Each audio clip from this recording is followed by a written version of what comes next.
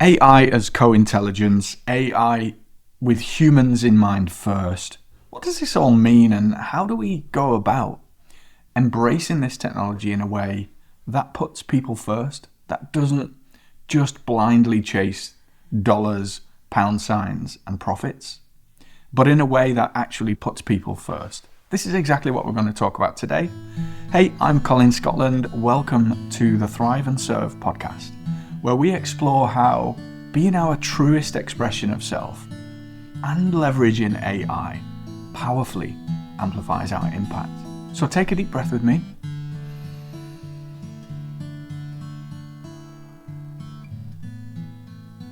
And let's begin. AI kind of came into existence in 1936.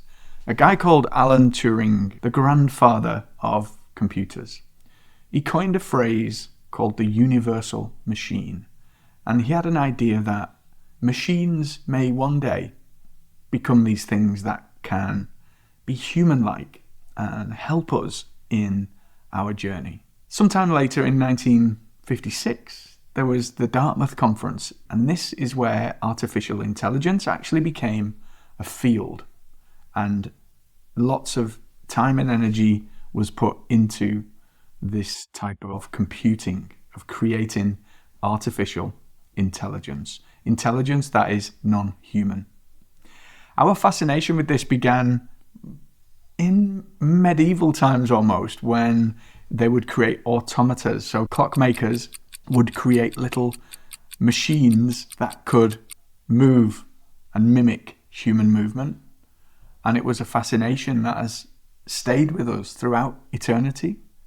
We have this fascination with playing God almost and being the creators of new creations. It's part of that divine spark within us that invites us to be creators of this unfolding consciousness, this unfolding universe. And so AI is part of that whole unfolding process. And there was a period when AI just didn't meet the demand, the expectation, the hype. It's called a hype cycle. So we would get all excited about what's going to be possible. Machines are going to be able to do this and do that. And because of limitations in what was possible, because of limitations in hardware, in processing power, all of the machinery elements of what computers can do, then the expectation isn't met. And so this expectation is underachieved. And that creates like a flat feeling because it's just hyped and doesn't live up to the hype. And AI went through what we call the AI winter, right? And this is a period where there's not a great deal of interest in it in the mainstream.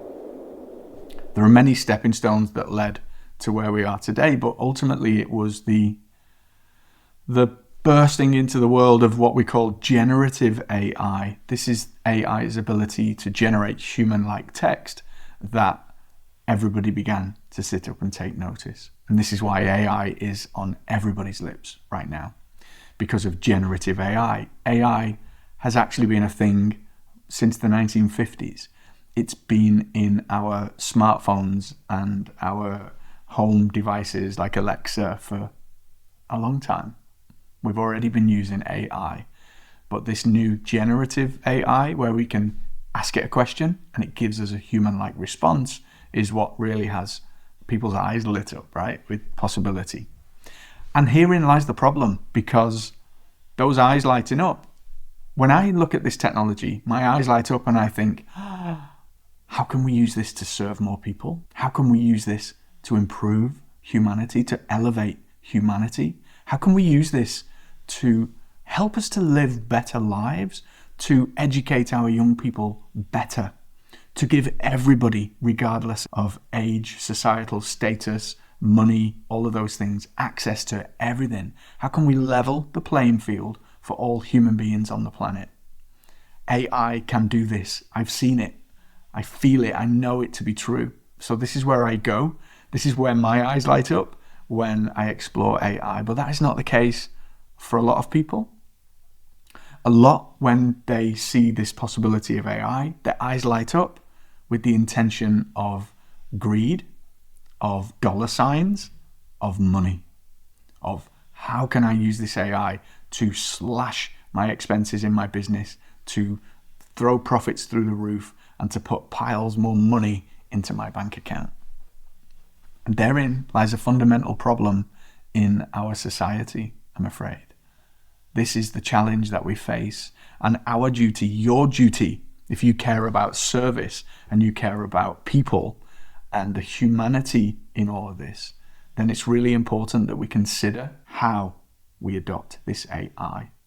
This is why I'm really passionate about this concept of, yes, AI as co-intelligence, as a co-creator for us to amplify the human, and for the human to always be first. Not for the dollars to be first, but the human. It's not popular because most people just drive forward toward money, but not all. Not people like us. People like us show up in service, and we show up with the benefit and the good of that other person first, as a priority, always as a priority. Doesn't matter the field that we're operating in, whether it's commerce, whether it's education, civil service, health and wellness, entrepreneurship, really doesn't matter. The intention with which we look to use this tool makes all of the difference. So what we're seeing now with AI is what's called a super cycle. So we've gone away from this hype cycle of, oh wow, it's going to do this, to, oh, and there's just development after development, which is fueling growth in the field like we've never seen before. It's unprecedented. Never before have we seen this level of rapid growth in anything. This is bigger, folks, than the internet becoming a thing. This is bigger than smartphones becoming a thing, even mobile phones. I'm that old, I remember mobile phones, right? My dad had a car battery, a big thing that would weigh a ton, and that was a mobile phone. Like, you carry this car battery around, and attached to it was a phone. This is bigger than that. This is bigger than these technological advances that we've seen, the personal computer, all of that. This is really reaching a zenith now in development of man and machine. And so that development holds with it, yes, a lot of excitement.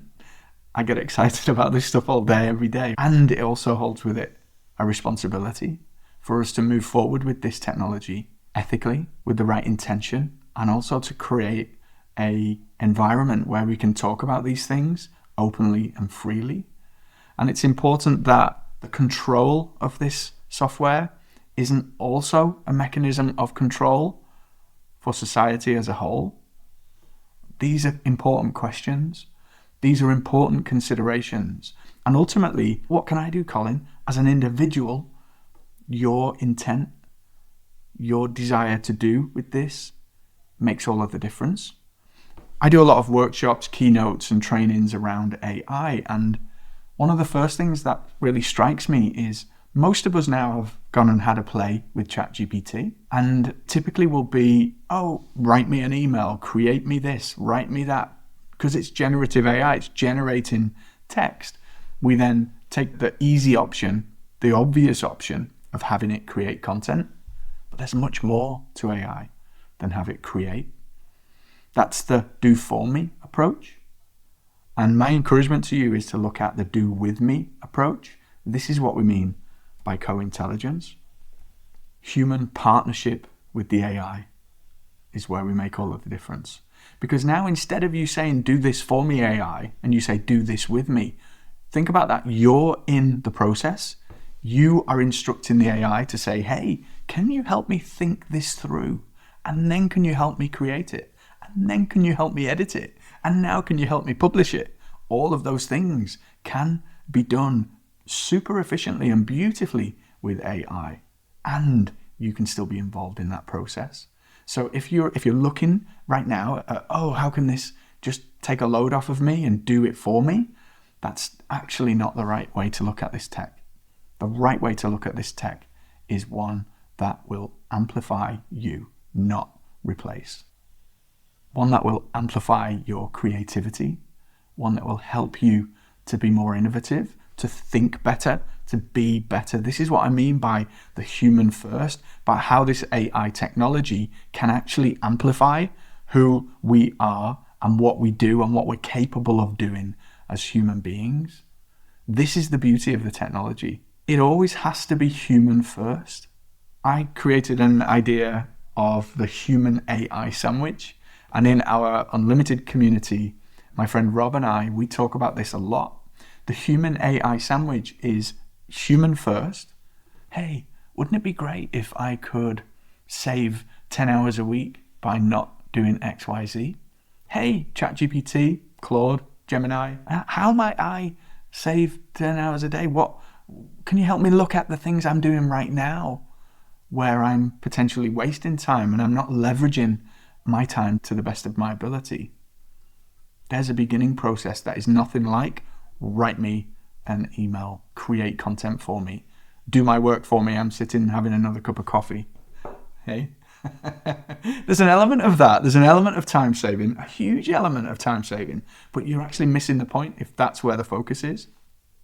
That's a byproduct of really embracing this tech as co-intelligence, as an amplifier of creativity, innovation, and you being the best version of you. So the human has the first input. The AI then, with the human alongside, modifies, iterates. Hey, have you thought about this? Maybe this is not high priority. What are your goals, Colin? If you're considering, look, you're here telling me that you want to awaken people to truth and elevate humanity. How are you living that in your day? And is your day best spent composing and replying? And is your day best spent composing and replying to emails? Maybe not. AI can shine a light on these things for us. AI can point the way, and then we can iterate and edit with the AI. Okay, great. So help me now prioritize. What are high leverage tasks? What are my high impact tasks that I should focus on first? What are the lower level tasks, and how might I automate these tasks with the help of AI? How might AI help me to do more of the high impact tasks? And this approach, if we take this human first approach, where the human has input, the AI helps and we edit, and then we iterate and reiterate, also with the AI, what we create is really magical because it's driven from the human, it's amplified by the machine, and then it's refined and edited by the human as well. And this really is the gift of this co-intelligence when we approach it mindfully with the right intention and looking to create a better version of us through the process. This is wrapped up in self-improvement, in self-awareness, in awareness of consciousness, the fact that it's you in there that's doing this. This is not another tool that will just, like a shiny object that will just make your life easy. It's not a washing machine. It's more than a washing machine. AI is co-intelligence with humanity. And we need to treat it in that way, ethically, responsibly. And we need to move forward in a way that helps us to embrace this tech. Because, look, the reality is there are many that are seeking to make money, lots of money, very quickly by wiping out lots of people, lots of roles, lots of jobs. The reality is there's going to be a fallout from this, a huge fallout in ways and areas and avenues that we can't predict, but we know it's going to happen. And so our ability to connect with other humans, our ability to approach and adopt this tech in a way that puts the human first in all of this, whether that's through reskilling, upskilling, leveling the playing field, giving opportunities in other areas, all of these things are important as we move forward with AI as our co-intelligence. So the invitation here is to go think into the AI.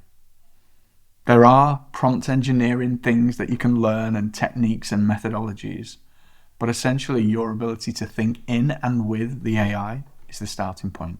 So anything that's running around in your head, type it in to ChatGPT, to Claude, to Gemini, to one of these large language models that are wowing the world with their outputs. This turns the AI into your collaborative partner, your thinking partner. What am I not thinking about? What am I missing here? What is it that I've not considered that I should have? You've got the benefit of all of this knowledge of all of humanity at your fingertips. What will you do with it?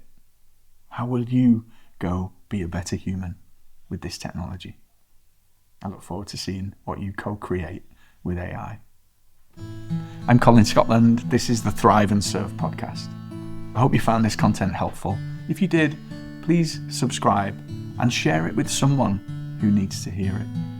Let's get this message out about responsibly adopting AI so that we can elevate humanity through our work. And go, let your unique light shine in the world in the way that only you can. I'll see you next time.